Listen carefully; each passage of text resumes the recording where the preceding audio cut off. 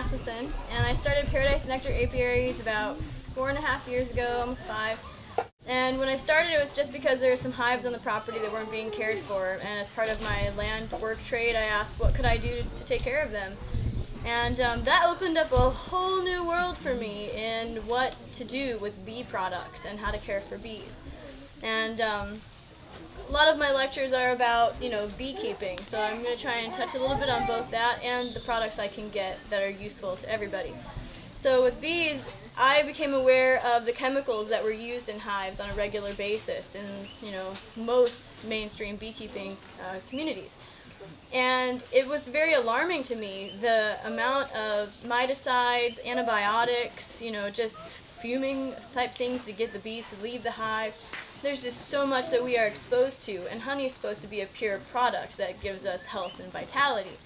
So they didn't go together for me, and I decided that even if it meant I had to lose all my bees, I didn't want to use treatments. So about 2.5, 3 years ago, I went completely treatment-free. All around the time that the small hive beetle hit, and I had these fantastic ideals. And a lot of people said it couldn't be done, but I just wouldn't believe that that was true. And so now I'm keeping between 60 to 80 hives without the use of treatments and offering packaged bees, nukes, queens, and a variety of safe bee products. So that's one thing that I am trying to pledge as a commitment for my business, is to be able to offer my community and everyone else safe, chemical-free, treatment-free bee products. So in a beehive, you have many different products that bees collect from flowers, which can be pollen. It's a protein source, and bees store pollen. They carry it on their hind legs. They put it into little cells in the hive, and they do this because that's their food source. That's how they feed their babies, and that's how that they get their energy. And nectar, which is what they get from flowers as the juice of the flower, is actually a very watery, nutritious drink for them, which is their carbohydrate, and it's what gives them the fuel to get from one place to the other. Well, the magic about these two things, pollen and nectar, is that when put together, they make a perfect food. They store everything that the bee needs to get all of its jobs done. It also feeds, the baby bees to the queen. And the way that they feed the queen is in their bodies, they take pollen and nectar and they mix it around. And when it comes out as a byproduct, it's actually royal jelly. And that is the queen's food. And every bee in a hive for the first 3 days of its life is fed royal jelly. Now, I myself do not produce royal jelly on a large scale. We get to enjoy it if a queen cell is open, or we don't, for some reason we can't use that queen cell. Then it's kind of a nice treat. But actually harvesting royal jelly can be a very manipulative process to the bees. Many little bees have to die to get it. So if you are a connoisseur of royal jelly, really think about all the lives that go into that tiny little bit of food that you're eating. For me, what I eat the most and what I treasure the most, it's like gold to me, is bee bread, which is a mixture of pollen, nectar, and honey. So when bees store the pollen in the cells, I'm going to show what it looks like now, but I'm going to give samples out later. So just an idea of what we're working with, this is what the comb looks like in the hive, okay? And usually it's much larger. But the bees pack the pollen into these little cells here, and then they coat it over with nectar or honey. Now that process of putting a honey or nectar on it breaks down the enzymes. So a lot of people have come to me and said, well, I get the powdered pollen from the store and it always gives me a stomach ache. There's a reason for that, and a very good reason, is that pollen itself is actually indigestible. And our bodies don't really break it down very well, it just wants to pass it. But when you use nectar or honey, which both naturally ferment, the main difference in nectar and honey is that nectar has a lot of water content from the flower. So it ferments very quickly. Whereas honey has been evaporated out, the bees use their proboscis to stir it, and they use their wings to fan it. So it's kind of like who's ever made strawberry preserves or, some kind of jam in their life. It's a very similar process. The bees do this chemistry to make it a evaporated out pure honey product so that there's no moisture left. Then they cap it over with a wax coating so that it stores and keeps safe. It's like their storage in the pantry. You save it for a rainy day. So when you have the pollen coated with the nectar or honey and it starts breaking down the enzymes, it makes a fully digestible super protein, which our bodies can then absorb, and it gives us immediate energy. It's my favorite meal in a bee yard because it just keeps me going, and it's so convenient because it's right there. But the thing about nectar is that because it ferments so quickly, it doesn't keep well. So if you get a beehive and you start pulling out products and you're wondering, what can I do and how can I store this? If you have nectar, it's something you want to use immediately. Like, I try to use mine within the first 3 days because it does change taste, it changes consistency, and if you decide to store it in a glass jar, you'll start to see things like this, which this is all crystallization right here, but you can see the little bubbles. That's fermentation. Now, before I transported this from my house, this lid didn't push down. And I opened it, and everybody, if you can listen, you hear that pop? Okay. Then you know you got a fermented product. If this lid doesn't do this, if it's solid and it doesn't push down, and you see little bubbles that are, not just a little bit, because all honey is fermented, okay? But you little bubbles are good. When you see crystallization and lots of bubbles like this means that it is definitely fermented, and your jars could expand beyond their capacity. And that's when you find broken glass and a big mess to clean up. I don't recommend storing nectar or, honey that has a large amount of nectar mixed in with it in glass jars. And this is actually a good opportunity to show you because I had put some aside, and this is what happens. So your honey's all different, so I like this one to show the separateness here. So this is pure Lehua honey down here, and you notice it naturally crystallizes. This is a good thing. We like it. It's very creamy and delicious.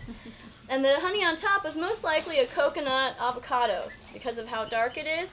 So you're going to see natural separation, and this is good, and it just means that the bees are getting more than one source, which, we don't really want a monocrop. We want diversity, so this is all an excellent variety.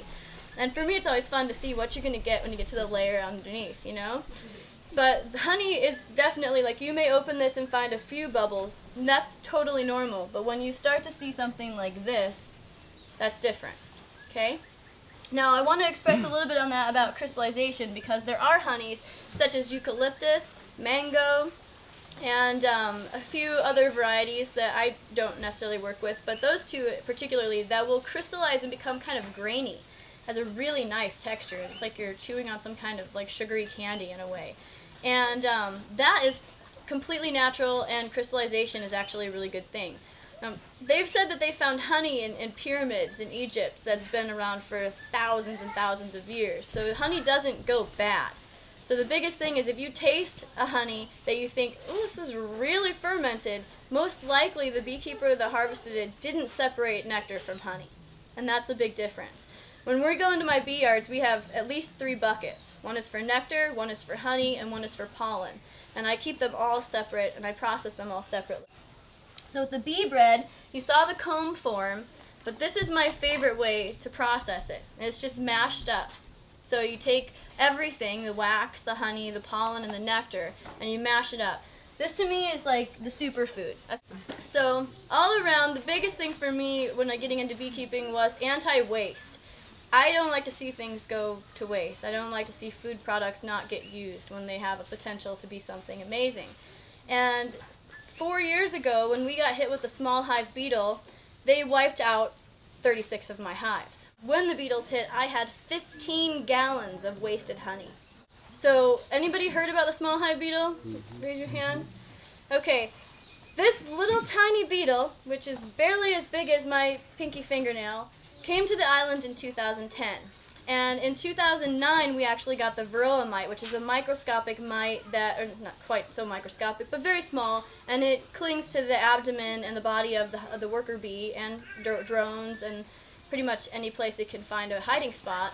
And it's a parasite. It sucks the life force from the bees. It also causes diseases such as deformed wings, snot brood, things like this. Basically, it causes a pull on their immune system. It weakens their immune system, which then makes them more susceptible to other things that they might normally be able to fight off. So we get the varroa mite, we get weakened immune systems, then we get the small hive beetle, and the bees have never dealt with anything worse than a wax moth, and they just went, what? They didn't know how to deal with it. And most of them just abandoned their hives and flew away. And I think if most of us put ourselves in the situation of the bee, imagine that you built this amazing house and then termites move in and they eat it all within, 20 days. And you go and you build yourself a brand new house and they come and they eat that whole thing. And it's kind of the same analogy for beetles, because what they're doing is they come in and they eat all the combs that the bees just made, and they lay eggs all over them. They turn them into just a maggot-infested, smelly mess. And then if the bees move to start over again and the beetles are right there on them, they never really have a chance to get big enough to be able to support themselves, which was what we saw for about a year and a half here, was just a whole lot of bees trying to go, yes, I can! No, I can't. And that was during a time where I was really trying to figure out what works for me. And I went with top bar hives and foundationless frame Langstroth hives. And my main reason for doing this is I found that if bees make their own combs that are not coming from a foundation sheet that you get from a beekeeping company and they build off of it, but to truly make their own combs, they choose the size of their cells, they choose the way that they want to create their space, they seem to do a whole lot better. I'm finding really low mite counts. The beetle populations are not taking over. I've got hives that have screened bottoms with diatomaceous earth underneath them, which kills the beetles when they fall through them. And I like this because, like I said, I'm into anti-waste, right?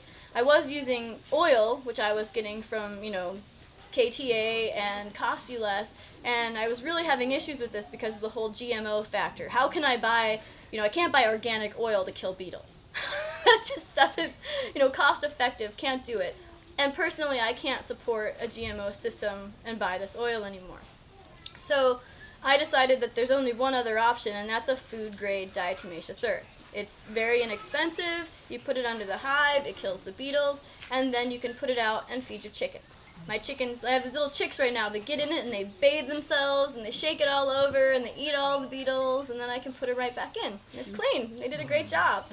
So no waste, it's benefiting everybody.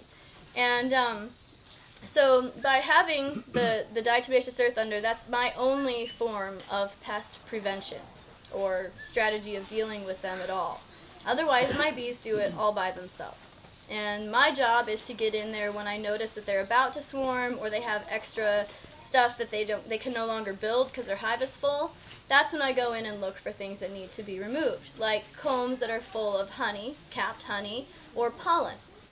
And whenever bees swarm, the first thing you want, which a swarm is when bees reproduce. The queen will leave the hive and she'll take about 75% of the bees with her.